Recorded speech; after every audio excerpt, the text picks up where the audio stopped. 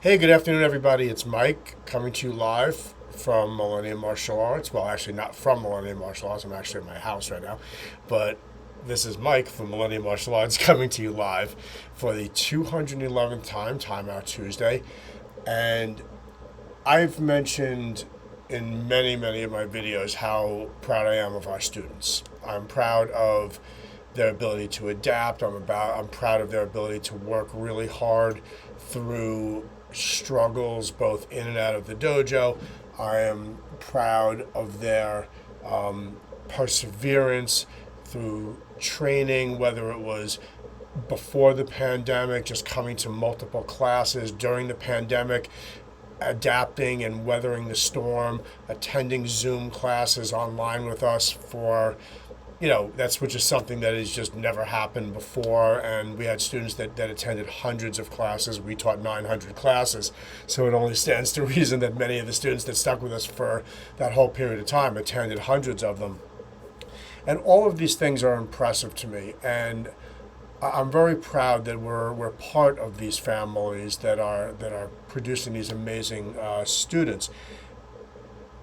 I'm proud of other things that they do. I'm proud of their academic achievement. They often bring their academic achievements into the dojo so that we can mention them in class and reward them for those academic achievements. I'm proud of our students that graduate high school and get accepted into either really good vocational programs or really good academic programs in great institutions, and I'm proud that they were able to carve out a strong path for themselves.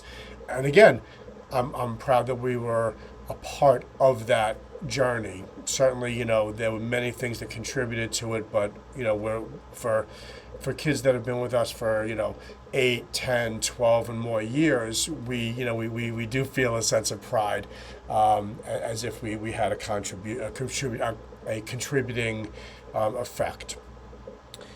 One of the things, though, that we don't seek out being prideful of is using the martial arts to fight.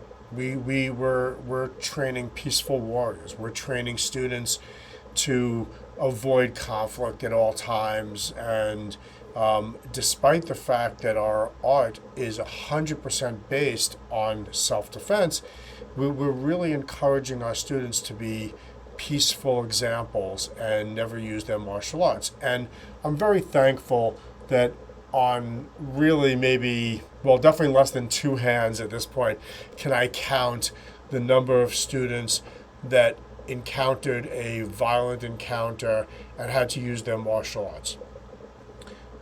I'm happy to report that in all of the cases where that has occurred, the students of ours were able to prevail. They were able to protect themselves, or in several cases, protect others, and diffuse the situation, sadly, with contact, but we're able to do it in a way that was somewhat controlled, finish the issue, and we're able to move on. I've actually had quite a few students, more than the number that I can count on a hand, that have diffused situations using verbal skills and body language and just the confidence that they attained during their martial arts training to diffuse situations. But luckily, very few have had to use their skills to protect themselves and potentially injure somebody. But in the rare cases that it happens, I like to really understand everything that happened and get as much information as I possibly can to make sure that, number one, if there are any holes in what we're training them to do from a practical perspective, that we can patch those holes. And I want to hear what their experience was like. Were they confident during that situation? What did they do? What happened? What was the anatomy of the conflict? And this past week, I actually heard of an incident that happened on a bus among one of our students. He's been with us for many years, and somebody that was 2 years older than him and his friend that was picking on them. In particular, this student of ours' friend was getting picked on. And in an effort to protect his friend to an extent, this student of ours jumped into the middle of what became a physical altercation and wound up getting himself involved in a fight.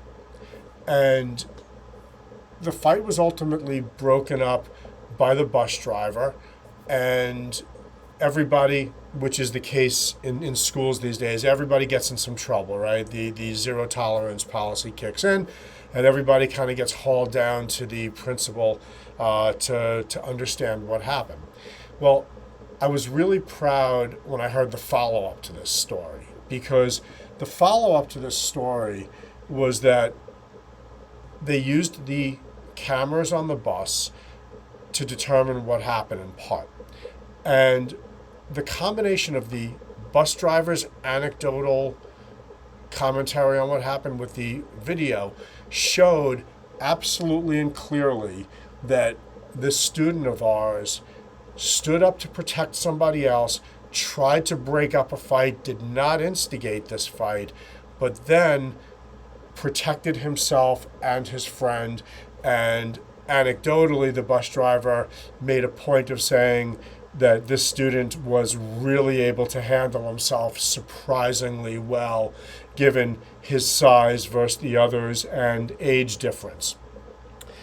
Obviously, that made me proud. Not that my student was involved in a violent encounter, but that he threw himself in, risked his own safety to protect somebody, used his skills well, did not get injured, and the proof was there that he did the right thing.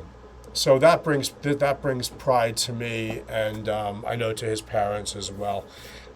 So anyway, that's really it. We train peaceful warriors. We train them in a martial art designed for self-defense, and we hope that they never use it, but when they do use it, we hope that they use it with not just their hands and feet, but with their brain to determine what the right course is, when they should jump in, and to what extent they should jump in.